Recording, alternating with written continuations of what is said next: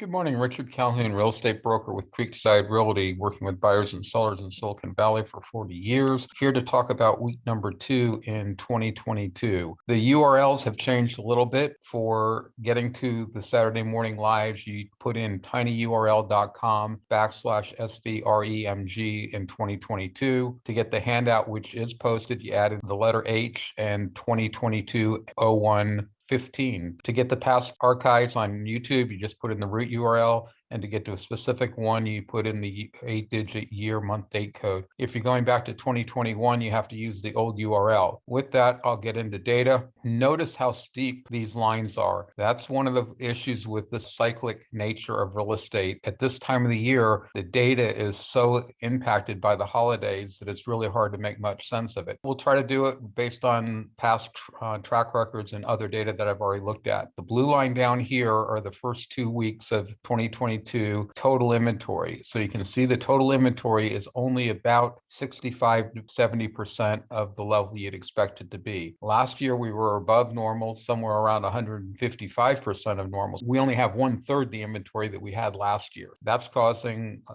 huge imbalance. The gray line is the number of new listings, and it went up from about 95% of where you'd expect it to be to about 115%. The red line is the number of new offers, and it was 80% last week, and now it's about 107% this week. And again, the big reason those numbers are down dramatically from where we had been at the end of 2021 is the fact that the holiday is just on the start of my week instead of the previous week. This is looking at days of unsold inventory. Days of unsold inventory comes crashing down. You can see the slope is about the same as normal. We're a little bit below normal. I think we're going to end up quite a bit below normal when the thing settles out, but it's going to take a couple more weeks for that to happen. But in a nutshell, anything below 40 days of unsold inventory is what I consider to be a red hot seller's marketplace. We're down somewhere around 20. It's basically a superheated marketplace. This is flipping over and looking at closed transactions. So you have to wait about 5 weeks to get the data. Plus you have to go back a week at a time. Each line here is a different week, except for the extreme 2 lines. The dotted line out here is the best month ever and the worst month ever. That is monthly data. Everything in between 22 weeks worth of individual data. The current week is the purple line, and you can see it's basically through the middle section here. It's the best week we've ever had. Top third, it's sort of right tied for the top best week. At the very upper end here, you can see that it's not necessarily the best week. It's down a little bit, but overall, it's very strong marketplace. This is the best month we ever had, so we're not far from that. We're way above the worst month, and that's exactly what you'd expect. This is a key recap of the different indicators. Inventory is a percentage of the 5-year median. So in Santa Clara County single-family homes, you only have 50% of the inventory you'd expect it to be. San Mateo County has 83% of the inventory you'd expect. Flipping down to condos, though, look, you have above normal. Even in Santa Clara County, you have 120%. I'm now considering anything above 110% to be a sort of a cool indicator. So there's more inventory than you'd expect to have. And in the San Mateo County based cities, consistently, we've been about 200% or more, which is double the inventory you'd expect it to be. It's a small marketplace, but it's still sort of shocking that when you have double the inventory, the rest of the indicators remain strong, to the point where I have been talking for a couple of weeks that I want to go back and make sure that I didn't make a mistake in collecting my 5-year median for somehow. If my benchmark 5-year median is too low, that would make this number artificially high and would explain why the other numbers are still strong, but have not done that yet. Now, the single biggest indicator, in my opinion, is days of unsold inventory. You're looking again at the same components. So Santa Clara County single family homes, only 18.7 days of unsold inventory. San Mateo County single family homes, 29. But again, this is fluctuating quite a bit just because there was a lot of new inventory coming on the market this week that hasn't had time to sell yet. Going down to condos, 24.7, call it 25 for Santa Clara County and the San Mateo County. And again, I'm only looking at the base cities. I'm not looking at the coastal areas. I'm not looking at the northern area, but the base cities is at 38.5 days to unsold inventory. Overbidding, the same concepts, 83%, 73% for San Mateo County, 67 and 60% for condos. Magnitude of overbidding is somewhere around 113% for Santa Clara County. San Mateo County is 111%. I will again point out that San Mateo County normally outperforms Santa Clara County. That has not been the case since the pandemic. And I think that's simply because people are moving further away to get bigger houses, more privacy. So San Mateo County has become a little less desirable. People aren't willing to pay that premium to live close to work when they don't have to commute in every day. Condos are not getting overbid nearly as much, but still respectable at 3 and 4% over the seller's asking price. Appreciation, this is a little different. Instead of comparing this week and last week, I'm comparing this week to the peak. So we're Santa Clara County single family wide, we're still not up to the peak. You may not remember it, but we hit a peak of almost 25% appreciation over 2020 prices. And then we dropped down to 16%. Now we're coming back up to 21%. I expect this number to start going up fairly significantly now. But remember, there is a 5-week lag time for this data because you need the escrows to close. So coming in about 4 or 5 weeks from now, I think this percentage is going to start going up quite rapidly. San Mateo County has not had the same peak appreciation, but has not recovered as much. So the dip, and I don't think the dip was down as any further to speak of, 16, 14%, but San Mateo County really hasn't jumped back up at all like Santa Clara County has. And then the same in condos. And it's actually pretty noteworthy again in San Mateo County, prices in the Bay City for condos are actually lower now than they were in 2020, and that would support this number being accurate. What doesn't support that number being accurate is the fact that you're having overbidding. 60% of the sellers are getting more than their asking price. They're getting 103% more than their asking price, and everything's selling in 38 days. So those are all strong indicators, but your price is down from a year and a half ago, and that's significant. This is new, and I may do this because this is something I was hoping to do,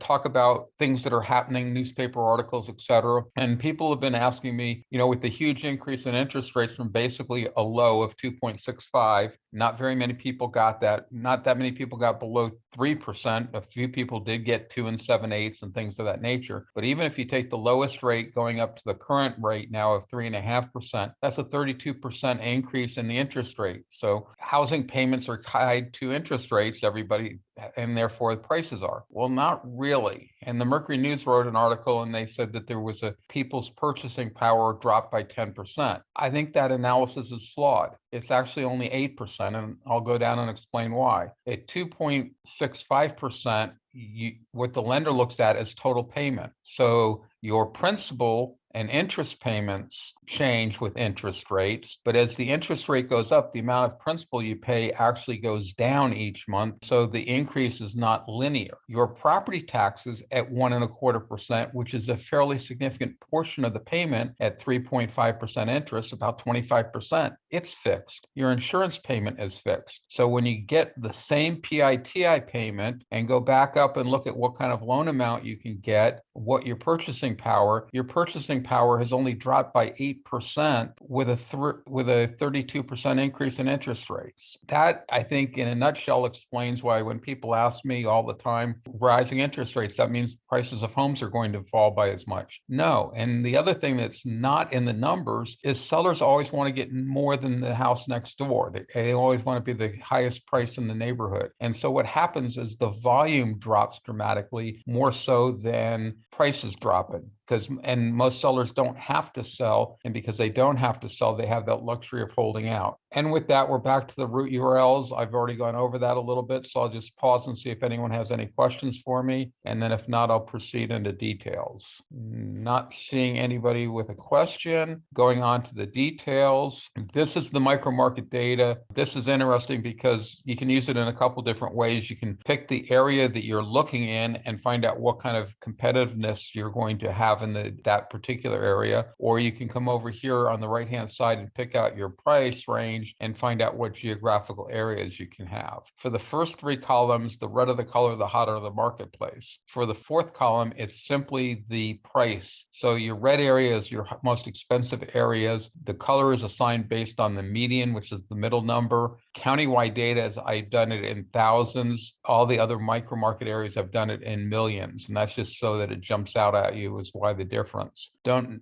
know if there's a particular area. The reason these are white, they're basically neutral from 45 or maybe 42.5 to 77.5. There's white here, and that's why this is white. And that's just a quick recap of the different areas. You got your condos down at the bottom. You can see your condos and the amount of overbidding and stuff and the frequency of overbidding are much paler than single family homes. In terms of days of unsold inventory, it really isn't much difference. So to some degree, it's almost like some of the buyers are in the single family marketplace, jump over to the condo marketplace. They feel the pressure of the urgency to move forward and quickly, but they don't feel the urgency to bid dramatically up. They feel the pressure to overbid because that's almost as high. It's 65%, but the magnitude of their overbidding is quite a bit less. A couple of key notes: Cupertino and Foster City both hit 100% of the sellers getting more than their asking price. That's pretty hard to do. And it was only a couple of weeks ago I said I'm not sure we'll ever see that. I did point out we've seen 95% before, because it only takes one person getting their asking price or below to not get you 100%. But now you have two micro market areas at 100%. And it's also noteworthy that Cupertino is at 25% of overbidding. This is the amount over asking price on average. Don't remember the exact numbers, but I'll come close, I think. For Santa Clara County single family homes, the average overbidding, which is what I quote here, was 11%. And then the median, the point at which 50% of the buyers paid more than that and 50% below that, was only about 8%. So there's about a 3% difference. And that's because if someone comes in and pays 25% or 50% over asking price, it really pulls it up. I will also comment that, and I don't even know what type of property or what area it was, there was one data point that came in, and I'm sure it was a data error, and I just didn't have the time to go and find it, where the listing agent reported the sale price to be 1/10 of the list price. So I think it's a decimal place error most likely, but that's going to impact one of my data points and would tend to pull down the average overbidding. So this is a number of new listings that are coming on the marketplace. You can see last week we're a little bit below the 5-year median. This week we're above. I expect us to settle down somewhere right around 5-year median. You can see it traced the 5-year median fairly well last year. I talked about it potentially being a little bit below through here, then basically right on, and then it finished up the year potentially a little bit above. If anything, it may be a little bit above, and I think we're also going to see a little bit of a slowing with the higher interest rates. I don't think we'll see prices go down, but I do think we'll see that slowing of the marketplace. This is the total inventory down here. You can see we're below the 5-year median, so even if we have an increase in inventory coming on the marketplace, we'll only probably get up to the 5-year median. You can see that we started above, quickly got down to the 5-year median, then we were below, and then we were significantly below. So we got a little bit of recovery to do before we have to worry about surplus supply. This is the demand side of the equation. Same thing. The blue line is the raw data for this year. You can see we're right at the 5-year median for all intents and purposes. I suspect that will go up this weekend, although there's a couple things that I need to point out. Every holiday negatively impacts real estate, and that's because real estate is an optional event. We have Martin Luther King's birthday holiday on Monday, so that's going to negatively impact the number of buyers going out. The other thing that impacts us is because it's an optional event and the 49ers did get in the wild card playoff, at least for this weekend, there is going to be a certain amount of the buying public that is going to be paying attention to the football game and not out looking for houses. I expect this week to be a little bit lower than it would be if it wasn't for those outside factors. This is looking at the days of unsold inventory over the long term, and if you come over here to the right-hand side of the graph, which is the current data, you can see it's just skyrocketing up, and that would normally send sound all kinds of warning bells, but you have to realize it's the time of the year. And then also, if you look at San Mateo County here, it's rolled over. I think Santa Clara County is going to roll over. So even though those are steep increases, you go back to 2020 and the increase was there. You go back to 2021 and the increase was there. So you just have to realize that your canary, Dave's Unsold inventory, is the best leading indicator, in my opinion, is not an accurate indicator at this time of the year. This is your map distribution. This is based on days of unsold inventory. The redder the color, the hotter the marketplace is. I wish I could understand it. You can see my cursor is red. You can see the top part of your interstate numbers are red. And my graph says it's red, but to me it comes out a rose color, and I'd really like it to be red, but it's the best I can do. Saturated red is going to be down here in San Mateo County. So in my opinion, my cursor is a much more intense red than Foster City, Redwood Shores, but that's the reddest I can make it. I might get it figured out, or I might find a vendor that I like better, but for now, that's what we got. This looks at the frequency of overbidding. We're on the left-hand side because we're week number 1 and week number 2. For all of 2021, you have to subtract 1. So this 4, says, we bring it down here, it's on 4. That's actually week number 3, and that's to get the separation. So you can see that the frequency of overbidding is significantly higher than it was last year. Last year at 60%, this year you're about 77%. It just was a much stronger year. We were recovering from the pandemic in 2021 in January. Yeah, we were, because we did the bulk of the recovery immediately in May, June timeframe, and there was a little bit of initial hesitation, but then the market took off. But the buyers were still sort of hesitant by late in 2022. Well, you can see basically by about week 16, 17, week 16 probably in 2021, you had this huge amount of overbidding that was consistently about 80%, 75 to 80%, and that's where we still are. Here was the ramp up to that high plateau. So that's why I'm saying the market was still recovering. The market was doing strong. It was above over asking price. The market was aggressive, but the buyers weren't really into it yet. They weren't willing to pay that much over asking price. They weren't willing to pay over asking price all the time. And now they're basically, I think the market's on fire. It will never slow down, and they're going crazy. Here's the frequency of overbidding over time. You can see Santa Clara County single family homes is going up. At the same time, San Mateo County homes is going down. The condo market is flat. In general, the condo townhouse market tends to be more stable than the single family marketplace. This is the overbidding map. So you can see the frequency of overbidding. You can see the Cupertino area right through here. Cupertino Sunnyvale is at 100%. And again, I think my cursor is a deeper red. And the lowest area is the Atherton Menlo Park, and it's showing up as no color here. No color is from 1/3 to 50% of the sellers getting more than they're overbidding. So once you hit 50% and above, you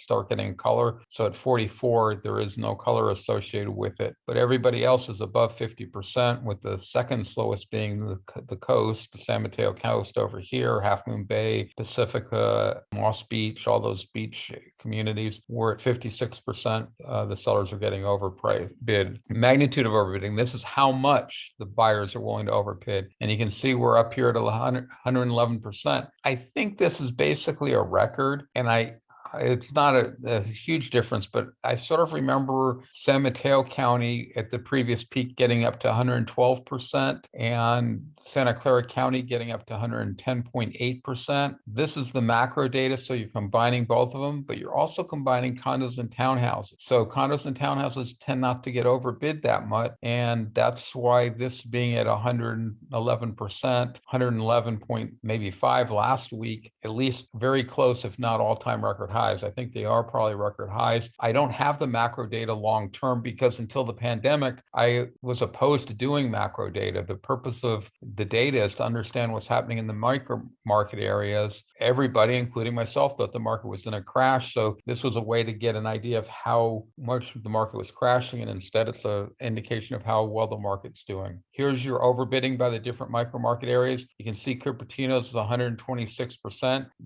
If you remember, it was 125% earlier. One of the things that I'm doing is these graphs take time to do. So I'm getting the data here from basically 6 o'clock to 9 o'clock at night and then the data, so it's not quite a full day, so it's not 100% accurate. And then the data that you saw at the 125%, that included data up till midnight. I would argue that the difference between 126% and 125% is zero. What you're talking about is a couple properties getting reported after I got the 6 o'clock data and before I got the midnight data, and there just isn't much activity, but it only takes one property to make that change. So I'm just putting that out there. And this is the first week I've done that. I just got tired of being under the gun pressure to get everything done in the morning. So that gave me some time to go through and clean up some of my data slides that have been getting some raw data slipping through that was errors. So I took the time to update it, and I'm going to do that going forward.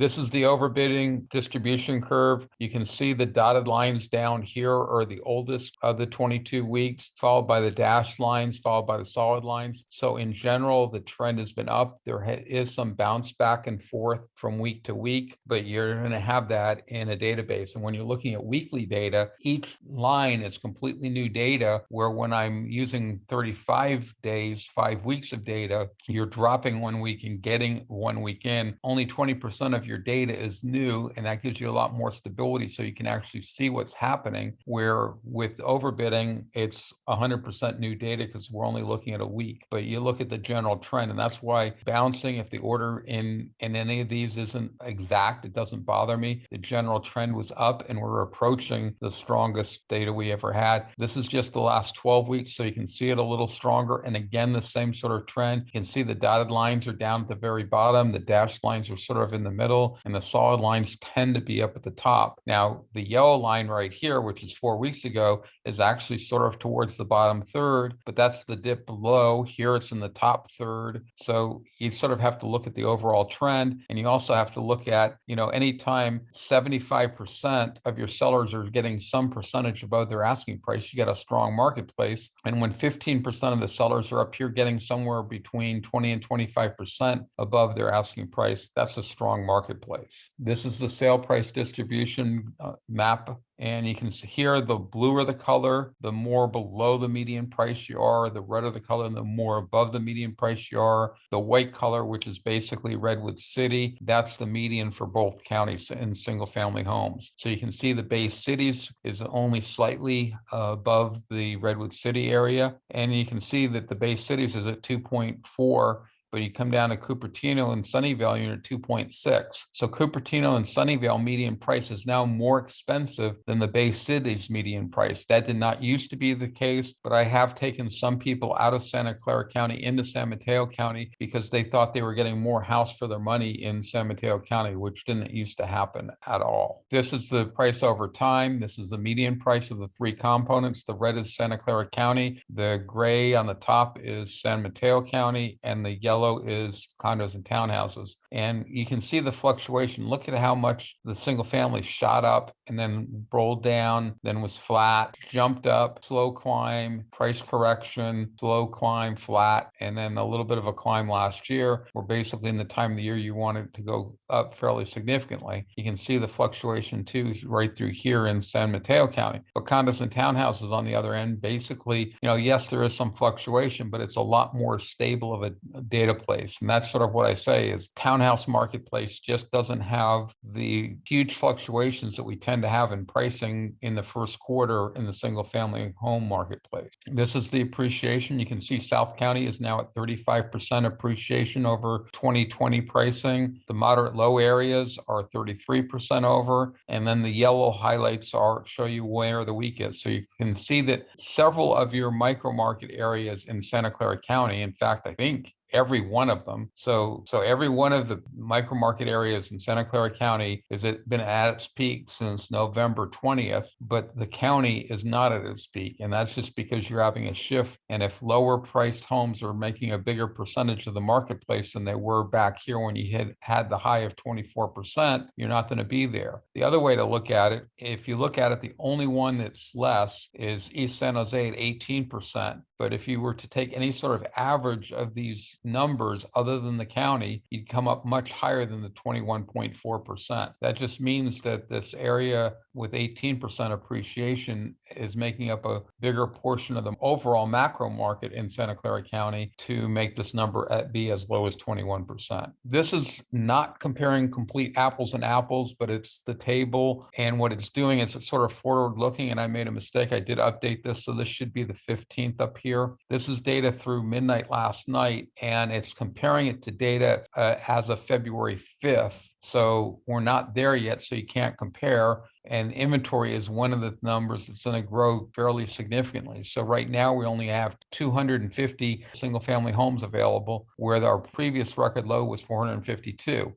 Will we gain 200? We might, because we have basically 3 weeks to do that in, but it's going to be close. Where it becomes useful is down here, like in days of unsold inventory. There's no reason to believe that should go up or down. We're still a little bit unstable, but you can see your best time ever was last year at 22. So will we be better than that in February? It's hard to tell. We may not be. We'll be close to it, because I don't think there's going to be any direct pressure. The hesitation I have is I do believe that we will be seeing a decrease in volume in number of transactions. And if we have a decrease in volume, that will tend to increase the DUI. I'm not expecting prices to fall, just less volume. Then if you look at the number of sales per day, it's particularly low right now, and that number will grow fairly significantly. But if you come down to overbidding, I don't think there's any reason. In fact, I believe that this number will fall, if anything. And the reason I believe it will fall is over the holidays at the end of the year, there tends to be a little less competition. These closings were for 5 weeks, and then you have a 5-week close of escrow period of time. So you're almost going back 10 weeks. So that's pretty much pre-holiday,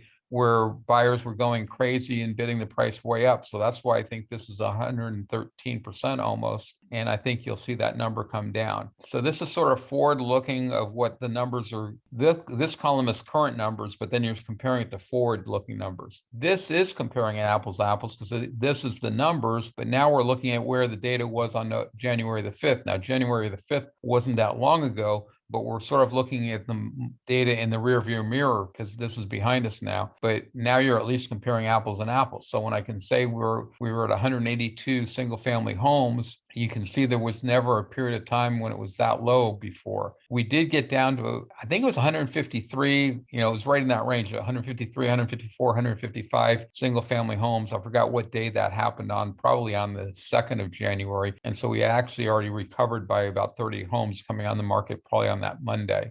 But then you come down to the DUI 13. That's the strongest marketplace we've ever had. The magnitude of overbidding at 111% is the highest. The frequency of overbidding at 80% essentially is the highest.